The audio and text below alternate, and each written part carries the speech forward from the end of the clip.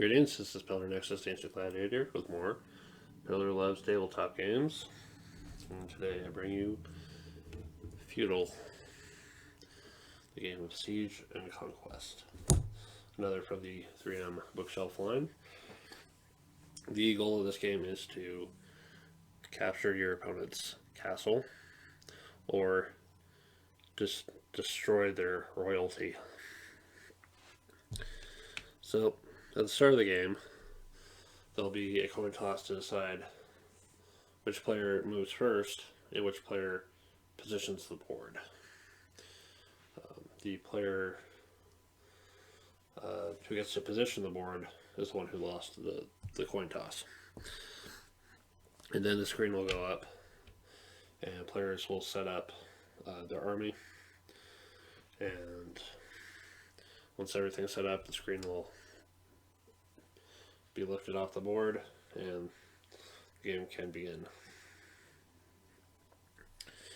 So,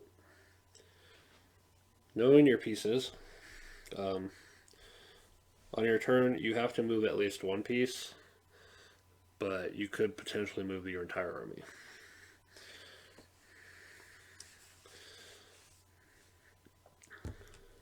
In general, you can only move over unoccupied spaces,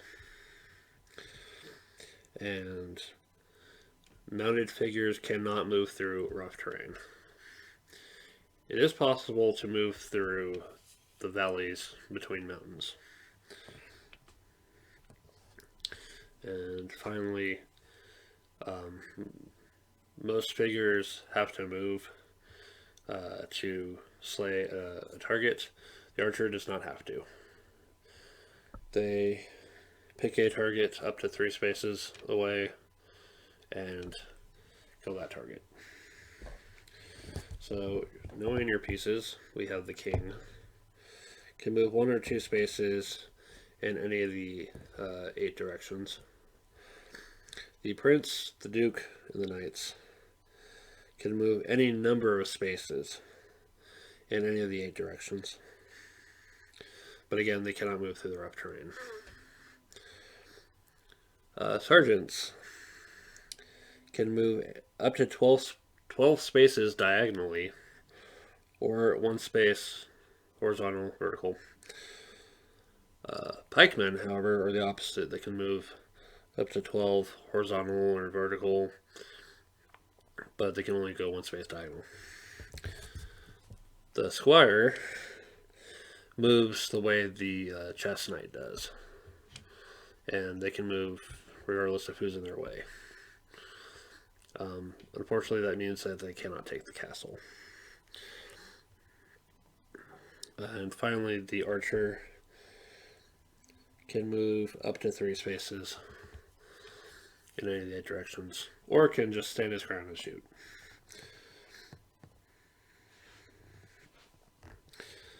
And then this is your castle. In order for your castle to be captured, the enemy has to move onto your green, and then on their next turn, if nothing's stopping them, move into the castle proper and take it over. This means the squire cannot take it over, because their movement is what it is. Finally, something special with the archers.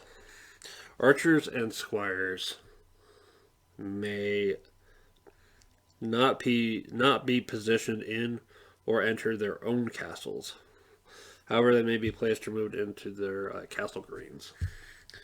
Wherever you place the castle will overwrite the terrain that's there. So like here, we did this.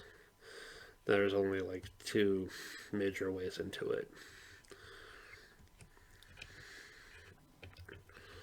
Go here, there's potentially 3 ways into it. Figuring out where to set up your castle is a critical strategy in this game.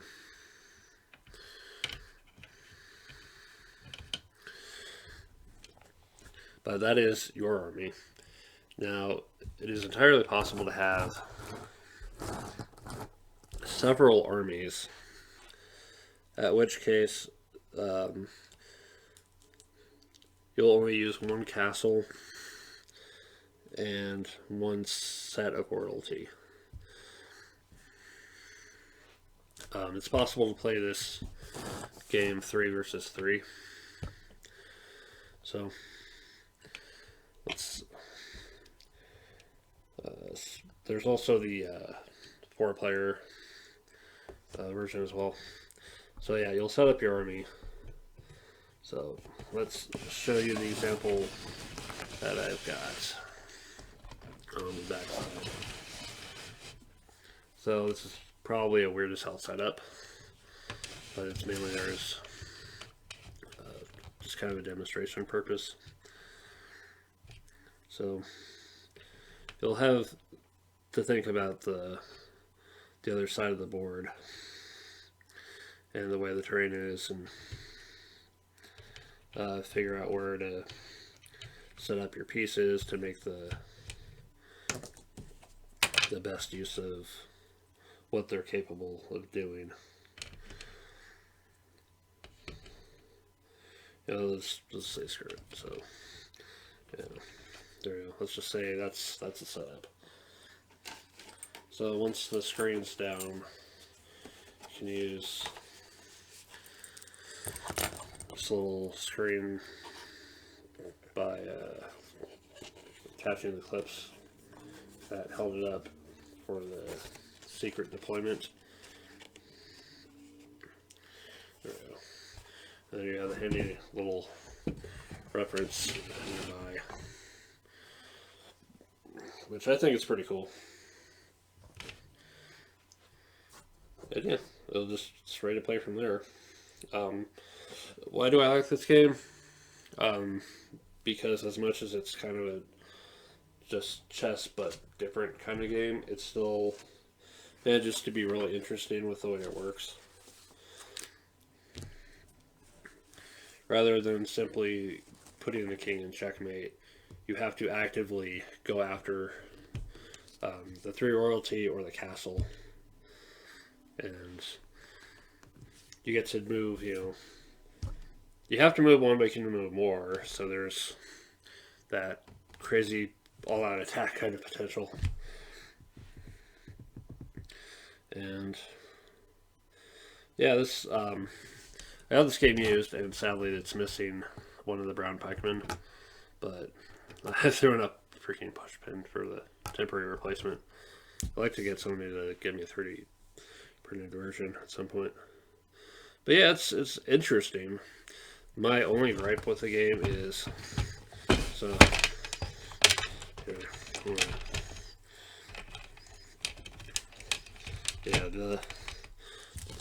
the way the board folds.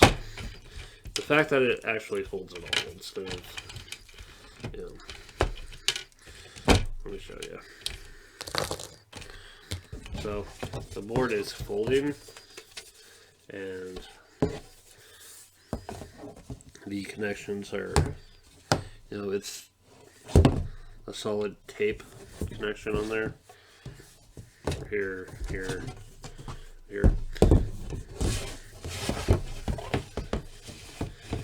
What I would like to experiment with is make a note of this configuration just for later, and then cut the connections between the boards, and then have it so whoever sets up the map, they can rotate the pieces however they want and have more playability that way. You know what? It's not something that's I'm ever going to sell as like a collector's thing or whatever. I might just do it myself. What the hell? But yeah, that's Feudal. Copyright on this one is 1967, and yeah. The rulebook, however, is copyright 1973, so I don't know if they been any changes or anything. But yeah, if you can find a copy, good luck. Try it out. Have fun. Thank you very much for watching, and see you next time.